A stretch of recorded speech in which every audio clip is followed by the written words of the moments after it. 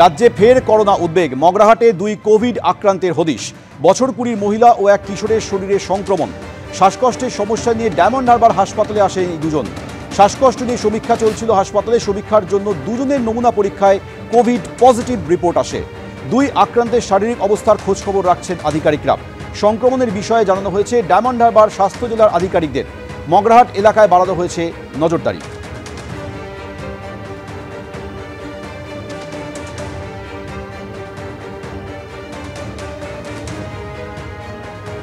ঝিলম করঞ্জি আমাদের সঙ্গে এই মুহূর্তে প্রতিনিধি রয়েছে। ঝিলম, রাজ্যে ফের করোনা উদ্বেগ। মগরাহাটে 2 জন কোভিড আক্রান্তের হদিশ মিলেছে, কি বলছেন স্বাস্থ্যকর্তারা?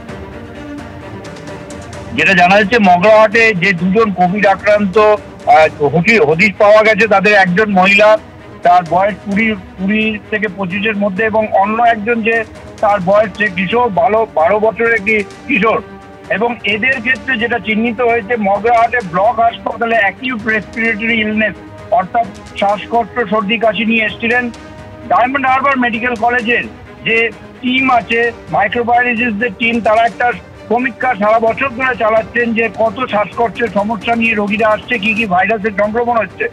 সেই গবেষণা সমীক্ষার অঙ্গ হিসেবে নমুনা সংগ্রহ করা হয়েছিল, এবং 10টি নমুনার মধ্যে গতকাল দেখা গিয়েছে 2 জন কোভিড-19 আক্রান্ত।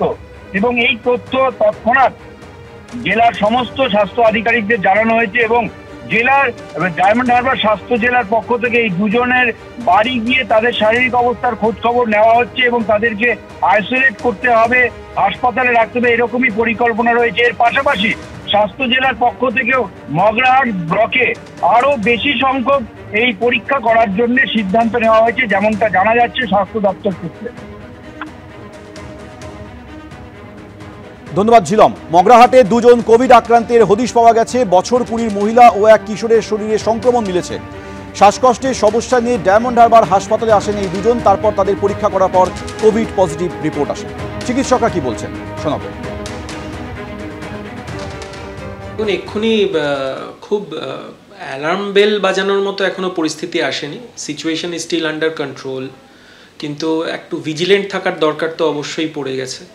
এবং তার মধ্যে যেসব ডাইরেক্টিভসগুলো আগে আসতো, এখন আমাদের এখানে স্বাস্থ্য ভবনের তরফ থেকে এখনও পর্যন্ত কোনো ডাইরেক্টিভ ইস্যু করেননি।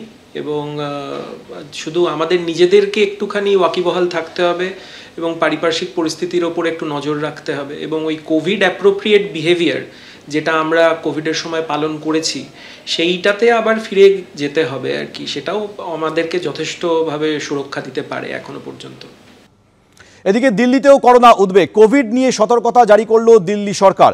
পর্যাপ্ত বেড, অক্সিজেন, ওষুধ এবং ভ্যাকসিন রাখতে হবে। সমস্ত পজিটিভ নমুনা জিনোম সিকোয়েন্সিংয়ের জন্য পাঠাতে হবে।